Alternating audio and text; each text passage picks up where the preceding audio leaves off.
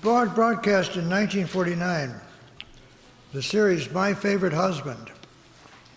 Lucille Ball getting a strong start in radio, and along with Desi Arnaz, and building the roles that they would use so many years later, and of course through their very successful television series. You'll notice some of the ways that they interact, the various characters interact, and you'll see that these are kind of precursors to the way they did things years later. So my favorite husband, bank outing baseball, is the second show.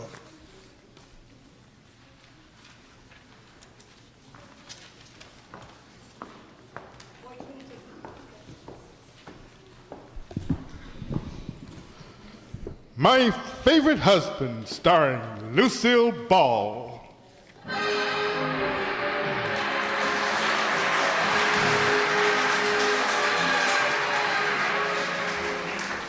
Yes, it's the new fun-filled family series starring Lucille Ball with Richard Denny as Liz and George Cooper, two people who live together and like it.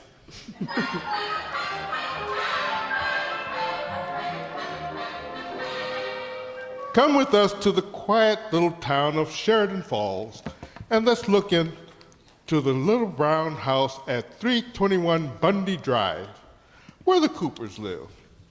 They're entertaining George's boss, Mr. Atterbury, and his wife. And the subject under discussion is the forthcoming annual bank outing. Iris, what are you going to wear to the outing? I just can't make up my mind, Liz. Neither can I. I could wear my new play suit. Oh, no, you don't. Why not? Why not? It's a cute play suit. Well, George thinks it's too daring. He says there's too much play and not enough suit. Oh, I suppose I could wear my blue slacks, but I wouldn't be caught dead in them. All the girls have seen them. It's the oddest thing, George boy. What is, Mr. Atterbury? 2 weeks ago, those slacks that Iris wouldn't be caught dead in were the most adorable things in town for $59.50. Rudolph. And while we're on the subject, why do they call them slacks? I've never seen any slack in any of them.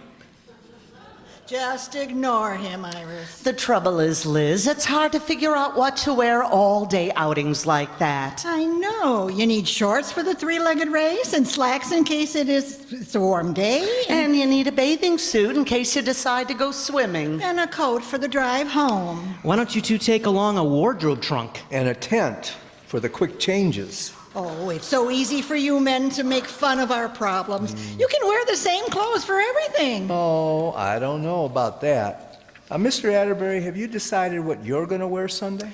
Darn it all, I just can't make up my mind. Oh, never mind you two. Well, I'd wear my gym trunks, but all the boys have seen them. Well, I'd wear my gray sweatshirt, but Iris thinks it's too daring. It shows the hair on my chest. What hair? Why, oh, dear. Oh, dear, it's really hard to know what to wear. That will do, George. You are a scream, ha ha. Well, I think I really will wear those old gym trunks of mine and my baseball cap. Liz, do you know where my ball cap is? I know it's right here, but... It's in the other one's in the hall closet along with that little strainer thing.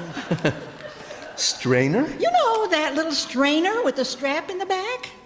That happens to be my catcher's mask. Oh. Are you going to take all that stuff along Sunday? And how? They've divided the employees of the bank into 2 baseball teams, and I'm captain of one of them. Really, George? That's wonderful. Yes, and I'm captain of the other one. Oh, that's nice, Rudolph. I'll get the bottle of Absorbing Junior. I won't need any this year, Iris. I'm not playing. You're not, Rudolph. No, and neither am I. Well, why not? You two always play. Well, they made a new rule this year. You mean you have to be good? I'll ignore that. No, this year the teams are going to be made up of husbands and wives. And you can't play unless your wife plays. Well, why didn't you ask us? Iris and I would have been glad to play. That's why we didn't ask you. Well, I think that's mean. You don't even know if Iris and I can play baseball. Iris could be tackle and I could be quarterback. No, you mean she could serve and you could play the net. Oh, yeah. I must have been thinking about bowling. I wouldn't believe this if I hadn't heard it. Liz, do you know what a strike is? Certainly. That's when you knock down all the players with one ball. My gosh, she was thinking of bowling. Oh, why don't you let us play, Rudolph? Forget it, DiMaggio. Oh, what I wouldn't give to get into my old college uniform and hear the crowd yell as I slide into home plate. Well, George, as long as you aren't going to wear that dirty old uniform, may I please throw it away this year? Well, I should say not. Do you know what the number 5 on that dirty old uniform stands for? It doesn't stand for Chanel. Touche, Liz. It stands for the best ball player our college ever had. Me. You? Yes, sir, little old me. There's a certain group of spectators who will never forget the afternoon of August 25th, 1933. If anyone asks why, I'll kill him. Well, sir, it was the final game of the series. Places, everybody. You are about to hear a reading of that famous epic, Cooper at the Bat. When I came to bat, it was the last of the ninth. 2 men were out and the bases were loaded. What else? Come on, let's get it over, George. You stepped coolly up to the plate. I stepped coolly up to the plate. The first pitch, right through the middle. Whoosh! Strike 1. The second pitch, right through the middle. Whoosh! Look, boy. In case the third pitch is a strike, a step back. You're spraying me. Well, the third pitch came fast and hard. I gripped the bat firmly. I swung, and the ball went up, and over the bleachers for a home run. Thank you, Red Barber. Well, that was very good, George. No, thank you, Mr. Atterbury. Where'd you read that? Well, it's true. And you'd see it again Sunday, if only I could play. Oh, now, George, you could play if you'd let us play, too. Yes, Rudolph, give us a chance. No. Come on, let us play. No. Come on. No. Oh, yeah. Oh, come on. No. Oh.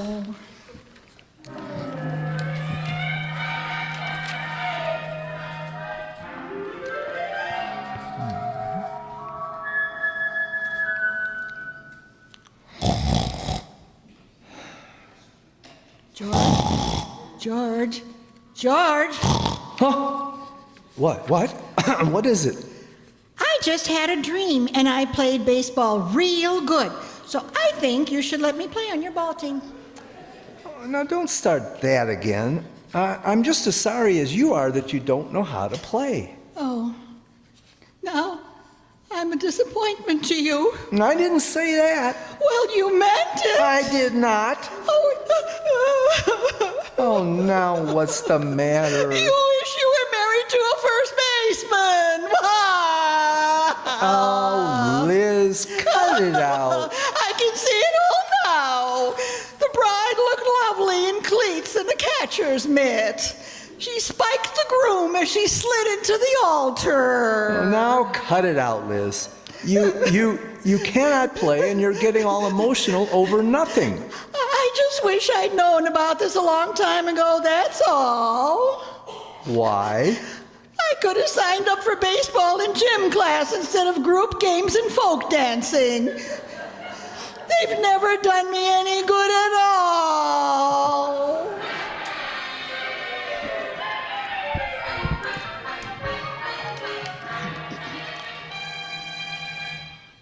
Katie, I've made a great decision. What's that, Mrs. Cooper?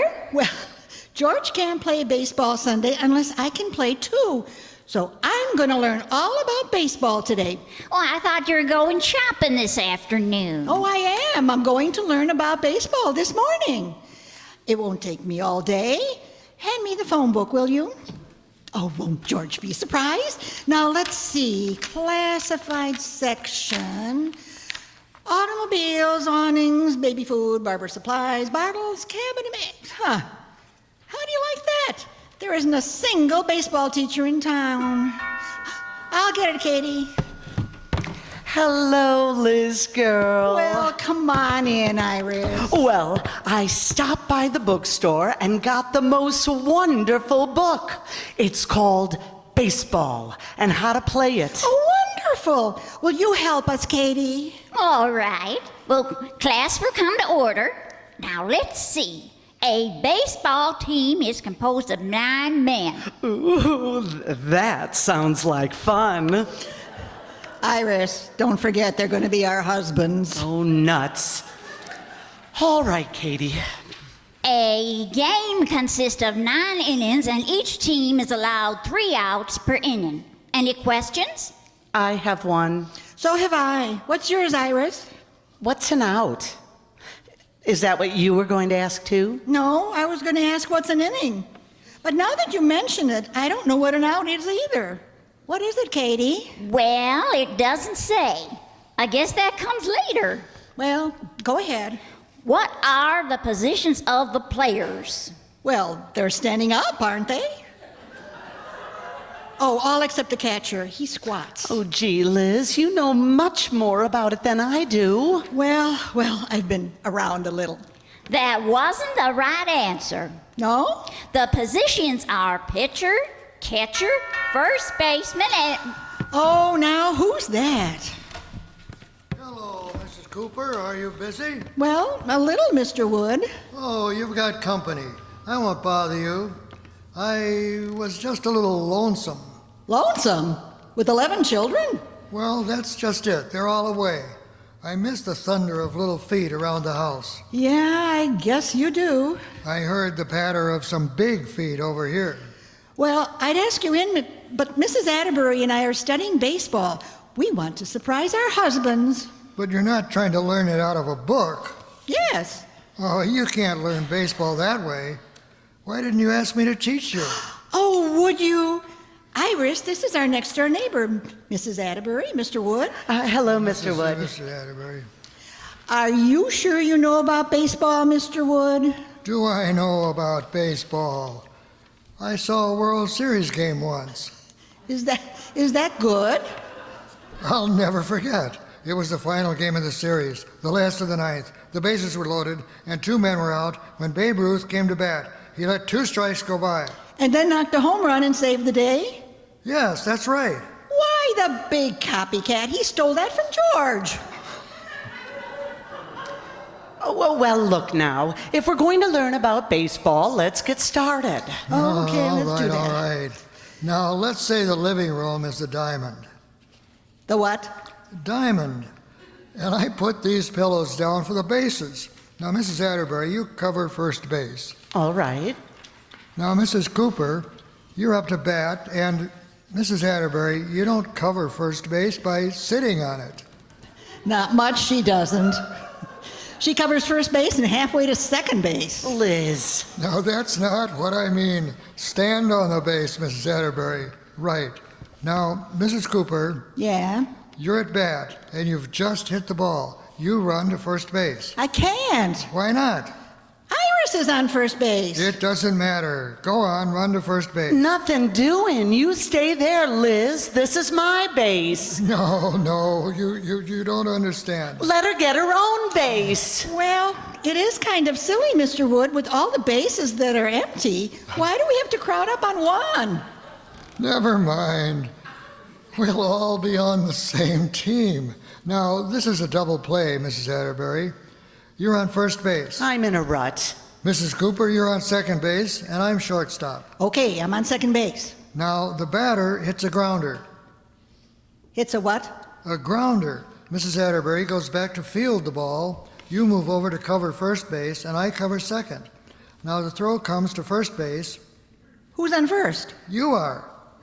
Well, where's Iris? I'm back feeling the ball. Oh, that's fielding.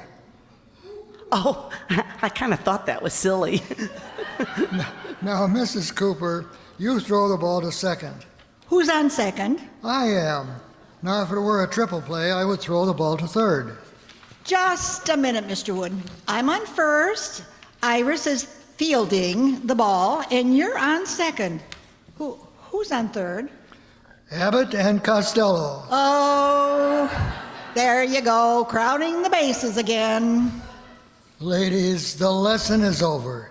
You'll never learn anything about baseball. Yeah, this isn't our game, Liz. Let's forget it. Well, we can't. What do you mean we can't? Well, I thought it would be easy to learn all about baseball, so this morning I You what?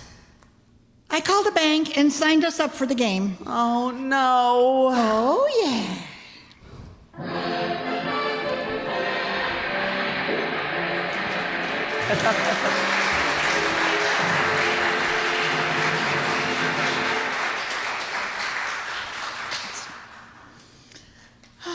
Except now I have to find my place. What page are we on? 16 bottom. Sorry about that. I got it.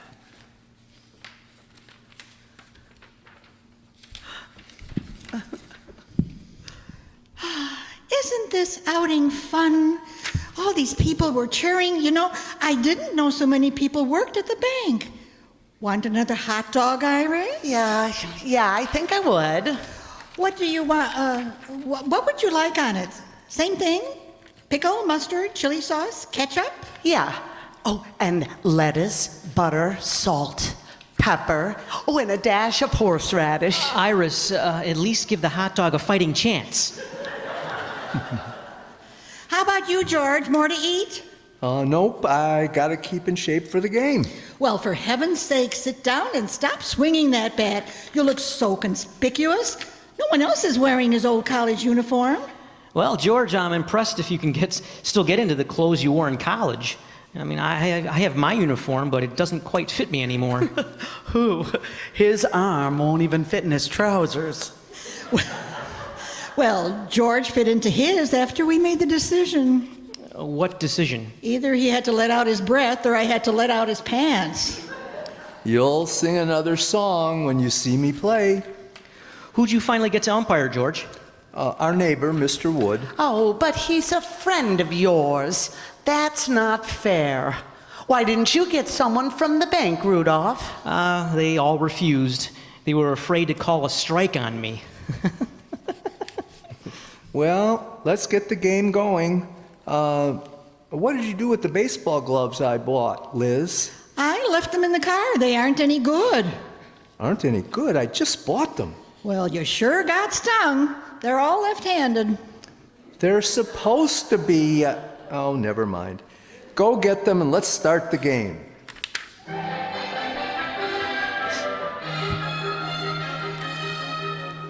All right, everybody, let's go. Who's up at bat first? We are. Okay, my team out on the field. George. All right, now talk it up. That's George? the old pepper. What now are you- whip it around the bag. Way to go. George, what are you going to play? I'm pitching. Well, what am I going to play? Catcher? First base? Second base? No, honey. Third base? Shortstop? Right field? Center field? No, Liz. Left field? Bat boy? Programs? Seat cushions? Popcorn? Peanuts? Hot dogs? George, stop me. Hot dogs? Liz, now wait a minute. Liz, now I'll tell you how it is, Liz. I'm using strategy. I'm saving you. You're saving me? Yes. Now when the team gets in a tight spot, then you're going to come in and pull us out of the hole. George, What? why don't you let me pitch and you wait and pull us out of the hole? No, Liz, I want you to have the honor. Oh, Now, stay on the sidelines and root for us. All right, let's go. All right.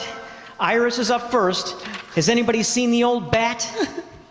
Oh, yes. There it is on the ground. You're on, Iris. Oh, this is so exciting. Are you sure you know what to do? Oh, of course I do. Rah, rah, rah, rah, yay, teen, T-E-A-M, yay! Well, come on, let's go. Come on, Iris, come on, yay! Iris, I think you'll hit the ball farther if you use the other end of the bat. Play ball. What do you mean ball? That was a strike. Anybody could see that. You blind or something? What's the matter with you? Liz, I haven't thrown it yet. Oh. Well, I've got the old team spirit, haven't I, George? Yes. Don't throw it very fast, George. Oh, sorry, Iris. When the baseball starts, friendship ends. Yeah. I'm gonna throw my speedball. You won't even be able to see it. All right, here it comes. Iris! George! You are good. You hit her bat and made the ball go clear out over the creek. Well, run, Iris. Don't stand there. Oh, what happened? What was that noise I heard? You just hit a home run. Speedball, hey, George? Let's have more of those.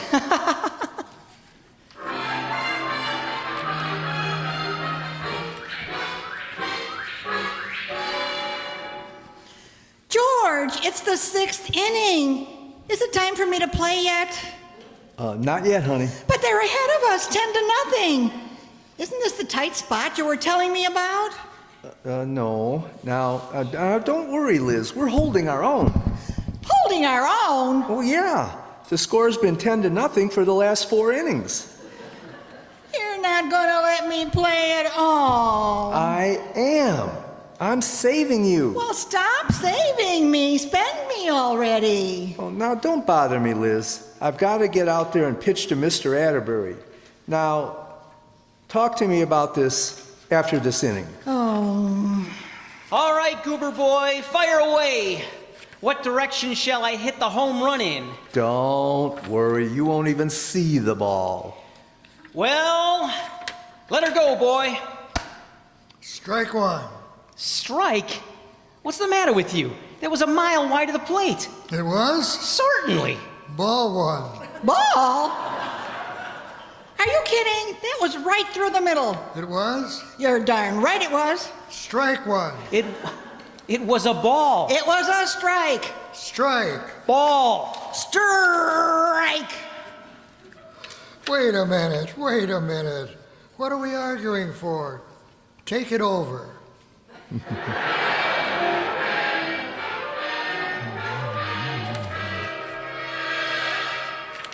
Hey, nice work, Joe. That ties the score. Hooray! The score is tied. The bases are loaded. This is our big chance. Oh, here I am, Captain, all set. Do I go in now? Are you kidding? The last of the 9th, 3 men on, 2 outs, and it's my turn at bat? But you said I could play. That's not fair. Liz, I'm saving you. For when? Next year's bank outing? If you were going to save me this long, you should have packed me in dry ice. Please, Liz. You cheated me. Liz. Cheaters never prosper, never prosper. What are you swinging 3 bats like that for anyway? You look silly. Well, all big league batters swing 3 bats.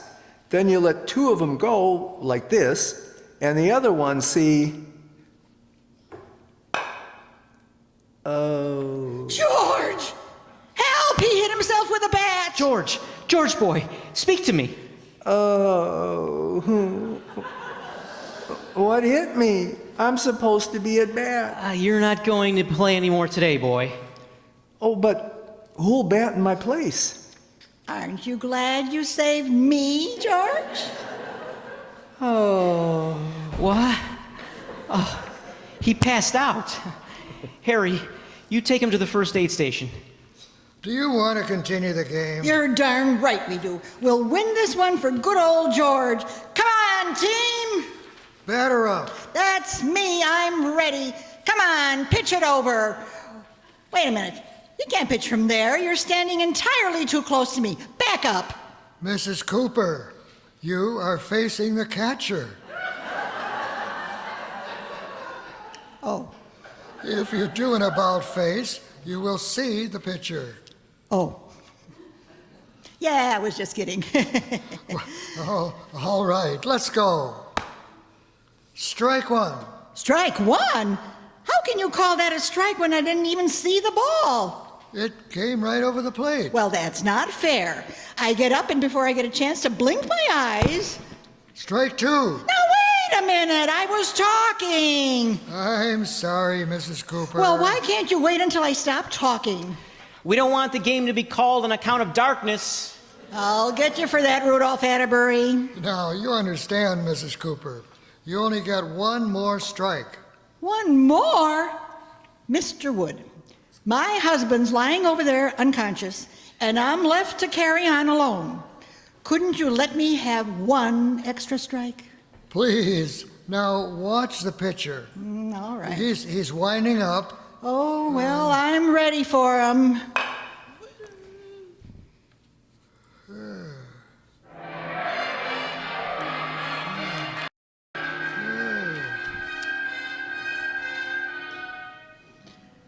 George, honey, how do you feel?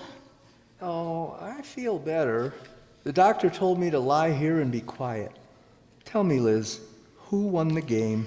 We did by 1 run, and guess who made it? No. Yes, I was magnificent. It was the last of the 9th. The bases were loaded. 2 men were out. I know all that. What happened? Did I stop you when you were telling your story? Go on. I stepped up to the plate. I let 2 strikes go by. Didn't even look at him.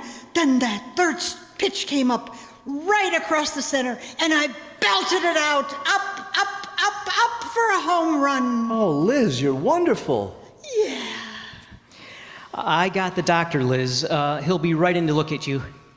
To look at Liz? Yes. She got hit on the head with the ball. That automatically sent her to first base and forced in the winning run. Oh, you and your big fat mouth.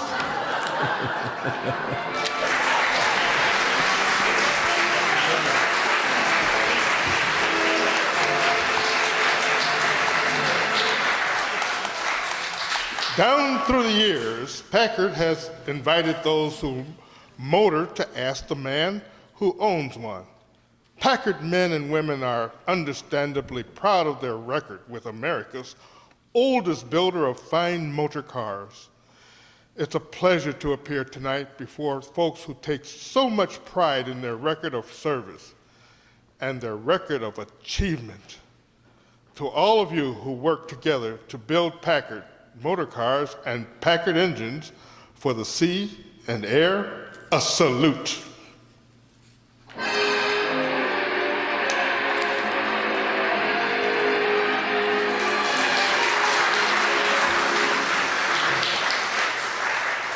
Well, this is Myron Wallace speaking for the Coca-Cola Company, saying, whoever you are, whatever you do, wherever you may be, when you think of refreshment, think of Coca-Cola, for Coca-Cola makes any pause the pause that refreshes. And ice-cold Coca-Cola is everywhere. I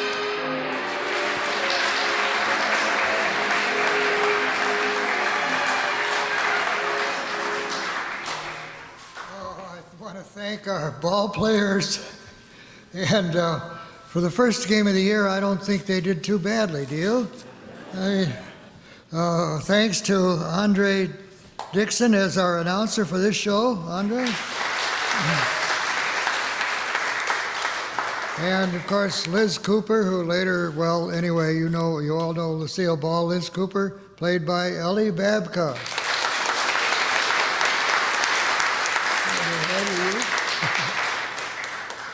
And George Cooper, played by Jay Summerfield.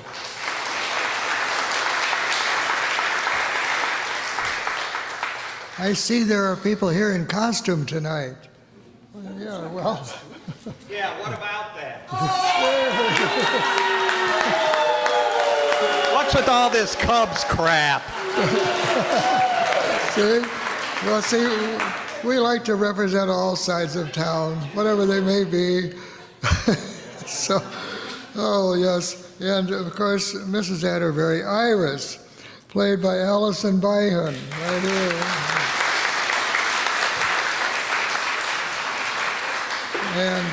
And Randolph, or rather Rudolph Atterbury, played by Brad Zuro.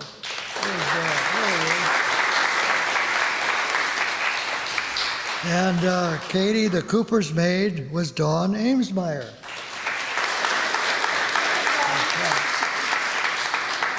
And I'm Herb Thompson. I was the supposed teacher of this crew, Mr. Wood. Now, you know, this show reminds me of a lot of things that happened when I was about the ages of the young men in the first row right down here. Because we tried to play baseball, but primarily we reverted to softball. And we played an awful lot of softball. We'd play it almost anywhere. You know, a vacant lot, a park, or even in the street sometimes. We had a lot of fun with it. I remember we had a lot of broken fingers with the 16-inch clincher. Remember that ball? But it was a lot of fun. So I imagine, how many of you played softball in some, let's say your earlier year? Oh my goodness.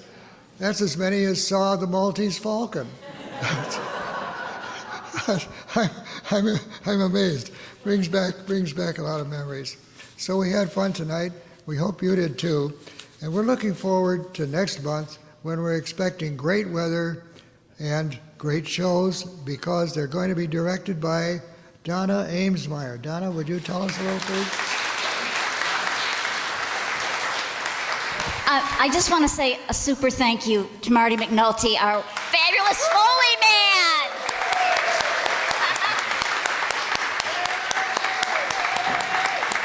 And also we want to thank our wonderful technical crew, John Gelsomino, Lorenzo Cordova. Thank you. So we will be back in April, Friday, April 22nd. Same place, same time, 7:30. We've got 2 shows for you. We're going to have a mystery from the Crime Club. It's called No Time for Murder. And then we're going to have a really fun show. It's a comedy. It was an actual quiz show with little kids. We're going to have our own spin on it. So we're going to do an episode of the Quiz Kids that featured actress Vanessa Brown. So we certainly hope you can join us for that. And we hope you have a wonderful weekend, and thank you so much for joining us.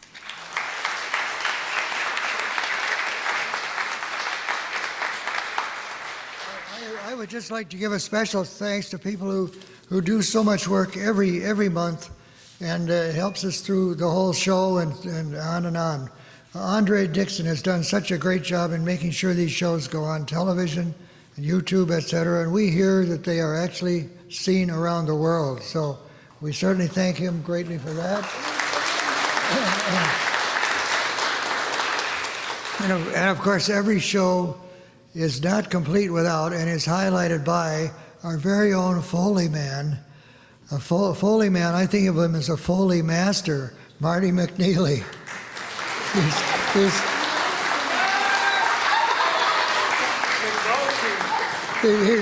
He also takes a fall once in a while. and he gets up smiling. I take a misspelling too.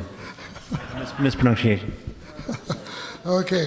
And you know, for John Gelsomino and Lorenzo Cordova, controlling the microphones, the sound systems, and all of that, they are essential to these programs. So I thank them very much as well.